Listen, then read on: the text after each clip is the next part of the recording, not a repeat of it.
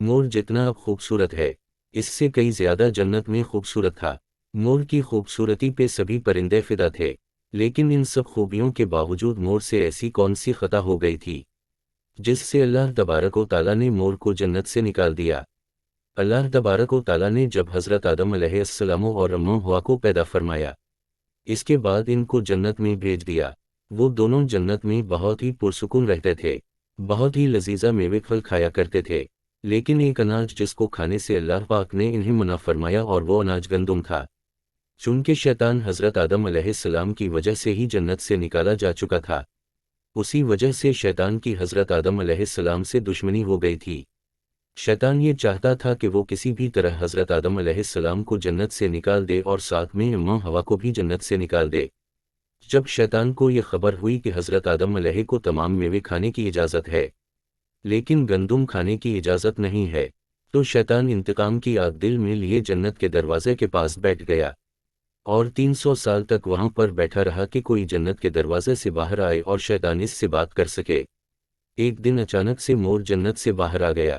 شیطان اس کو دیکھتے ہی بہت خوش ہو گیا۔ شیطان نے پوچھا، اے خوبصورت پرندے تم کون ہو؟ مور بولا، میں مور ہوں، اب تم اپنا تعارف کرواؤ۔ شیطان نے جواب دیا کہ میں عالم قروبی کا ایک فرشتہ ہوں، میں اللہ پاک کی عبادت سے ایک پل بھی غافل نہیں ہوں، میں چاہتا ہوں کہ میں جنت میں جاؤں، وہاں کی نعمتوں کا اپنی آنکھوں سے مشاہدہ کروں۔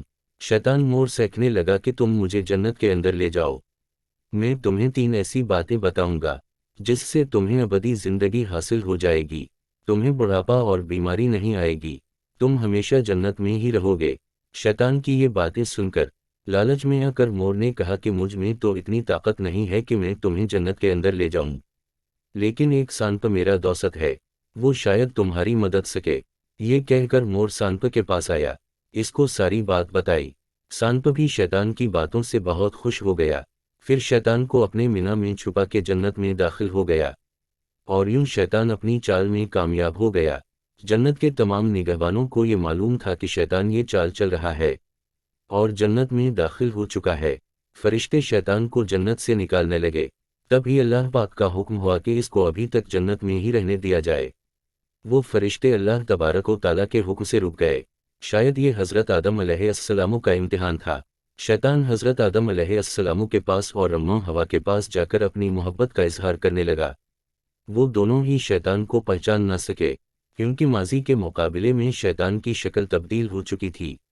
شیطان کہنے لگا کہ میں چاہتا ہوں کہ آپ دونوں ہمیشہ جنت میں اسی طرح زندگی گزاریں، ہمیشہ خوش رہیں۔ حضرت آدم علیہ السلام اس کی بات بہت غور سے سننے لگے۔ شیطان نے کہا، اگر آپ میری بات مان جائیں تو آپ کو جنت کی اور بھی تمام سہولتیں ملیں گی۔ حضرت آدم علیہ السلام شیطان کے بہکاوے میں آ کر کہنے لگے کہ یہ کس طرح ممکن ہے؟ شیطان کہنے لگا، ایک گندم کا دانہ اگر آپ دونوں چکھ لیں تو آپ کو ابدی حیا حاصل ہو جائے گی اور آپ جنت میں ہی رہیں گے۔ یہ بات سن کر حضرت آدم علیہ السلام کے دل میں رجحان پیدا ہوا، لیکن ان کے دل میں اللہ کی نافرمانی کا خوف غالب آ گیا۔ جبکہ اماں حوا شیطان کی باتوں میں آ گئی، جس پر اماں حوا نے حضرت آدم علیہ السلام کو راضی کر لیا۔ پھر اس کے بعد ان دونوں نے اس گندم کے دانے کو چکھ لیا۔ جیسے ہی گندم کا دانہ ان کے اندر گیا تو دونوں کے 70 واضح ہو گئے، جس کے بعد دونوں اپنے اپنے 70 چھپانے لگے اور خوف خدا سے کانپنے لگے۔ اسی دوران اللہ تبارک و تعالیٰ نے فرشتوں کو یہ حکم دیا کہ حضرت آدم علیہ السلام اور اماں حوا دونوں کو زمین پر اتار دو۔ حضرت آدم علیہ السلام کو سری لنکا کے قریب نیچے زمین پہ بھیج دیا، جبکہ اماں حوا کو جدہ کی سرزمین پر اتارا گیا۔ جن خوبصورت پیروں سے چل کر مور شیطان کو جنت کے اندر لے کر آیا تھا، وہی خوبصورت پاؤں اللہ پاک نے مور سے لے لیے۔ سانپ جو اپنے مینا میں شیطان کو چھپا کر لایا تھا، اس کے مینا کی خوبصورت خوشبو کو چھین کر اس میں زہر ڈال دیا گیا۔ پھر مور کے ساتھ ساتھ سانپ کو بھی جنت سے نکال دیا گیا۔